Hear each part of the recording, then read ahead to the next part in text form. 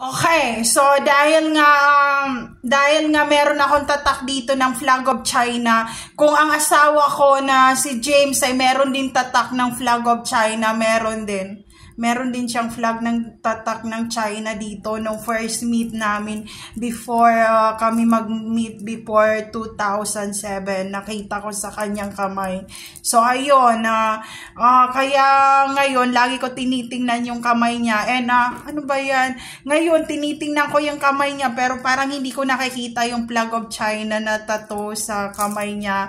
Sabi nung mga Japanese, nilalagyan rin raw nila yung mga anak nila ng tattoo bago dalhin dito sa Pilipinas. So ayun, I'm lucky kasi nga nilagyan ako ng kung sino yung mga totoo kong magulang ng palatandaan kung sino talaga ako if ever na magkaroon ng giyera dito sa Pilipinas from Luzon, Visayas, Mindanao, and international. And sa mukha naman ng anak ko kay Hero ay kagabi. Kay Hero pa lang, chekwang na Chinese na talaga yung mukha and natural yung kanyang nose line talaga na Chinese and yung balat na talagang hindi mabalahibo na flawless na balat, pati yung legs niya flawless talaga. And lagi rin napapansin yung mga kapitbahay sa Caloocan bakit very flawless yung legs ni Hero kahit na teenager na siya and wala siya mga balahibo sa katawan. Kasi yung totoong Chinese talaga, hindi sila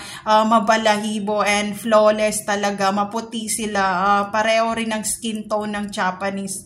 Kaya, at pareho rin ng Vietnamese. Kaya, pwede sila mag-collaboration sa mga gera. Kaya sa World War Zero pa lang, nag-collaboration ng China, ng Hong Kong Chinese, ng Vietnamese, ng Korea, ng lahat ng Asian para kalabanin yung mga gustong, kumbaga, enemy of the state all over the world. So, ayun, gusto ko lang i-share, friends. There's no safe place to all targeted individual out there. Take care always, everyone.